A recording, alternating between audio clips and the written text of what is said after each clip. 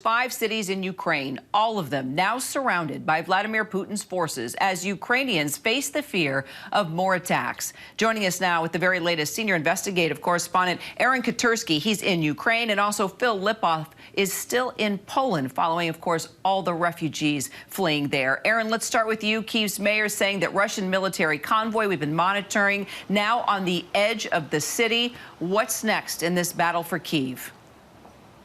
That's the question, isn't it, Kira? That convoy has been menacing the Ukrainian capital for several days, poised to advance into the city at any time when the Russians can get it started after some food and fuel and other logistical problems.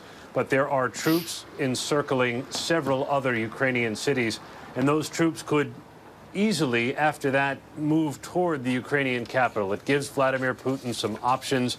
It's believed he still wants to target the capital.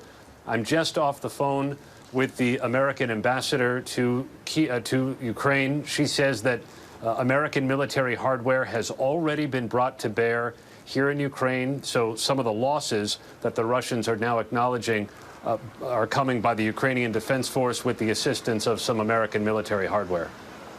Well, let me follow up on that, because Russia is saying now, according to this statement, 500 of its troops have been killed. This is the first time Russia has even given a number, Aaron, right, of its military casualties. And then Ukraine is saying many more Russian soldiers have been killed. Now, ABC hasn't been able to confirm independently these reports of casualties.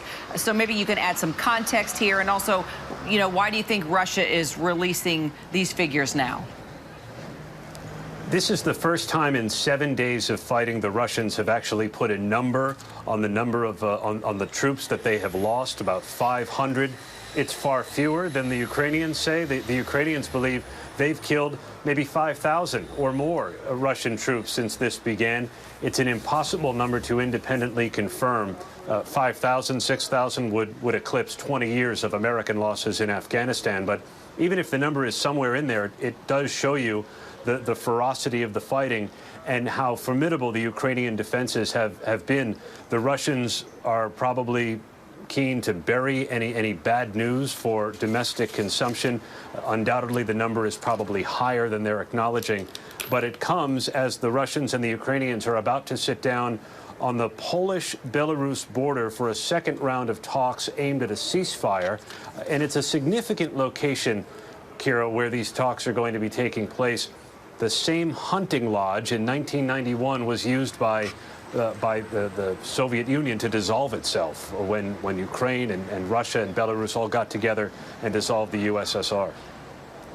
And Phil, the humanitarian crisis, we continue to follow it. It's growing now, with more than half of the refugees escaping Ukraine being taken in by Poland, where you are. Are you getting a sense of the emotional toll that this is just taking on the refugees now? And what's next for them? You've been spending a lot of time and getting to know many of them very well. Kira, I think the frightening thing is the answer to both of those questions just not known right now, and might not be for quite some time. Aaron is talking about those talks on the Polish-Belarus border. We were just there 2 days ago at a shelter that has been set up for some of these refugees. Take the first question. What kind of toll is this taking on the refugees?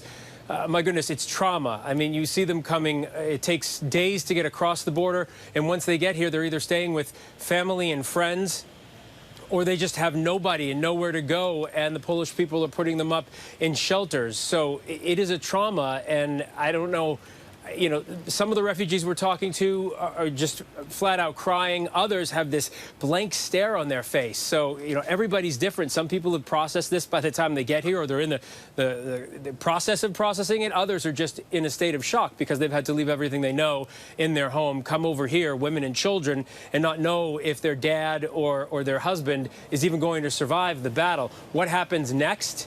Kira, that's unknown as well. They don't know how long they're going to have to be here. They do know they're going to have to settle in for quite some time, though. And efforts also, Phil, underway helping soldiers as well? Yeah, we saw that today, Kira. We actually drove past what in American terms would be like an Army-Navy store. But this one was much more than that. We went in and spoke to the owner, who is Ukrainian, like so many who live here in Lublin and in Poland. And he was exhausted, said he's sleeping a couple of hours a day. What he is doing is spending thousands of dollars of his own money. And along with his friends here, they are putting together packages of everything soldiers would need, not just the soldiers, but their friends who are in Ukraine as well. And they are taking all this across the border. He is going across the border and coming back. And we've told you how long it takes to get back. He is just exhausted, but he said, I'm fighting from here. Those are fighting in Ukraine. I'm Ukrainian. I can do what I can from Lublin, Poland. I am fighting from here. And he's getting everything from, supplies, blankets. We saw knives. I don't know what else is going, but he did say he's spending thousands of dollars because he's seeing the pictures we're all seeing on the TV screen right now, and he just can't handle it. Wow. Phil Lipoff, Aaron Katersky, gentlemen, thank you so much. Hi, everyone. George Stephanopoulos here. Thanks for checking out the ABC News YouTube channel. If you'd like to get more videos, show highlights, and watch live event coverage, click on the right over here to subscribe to our channel. And don't forget to download the ABC News app for breaking news alerts. Thanks for watching.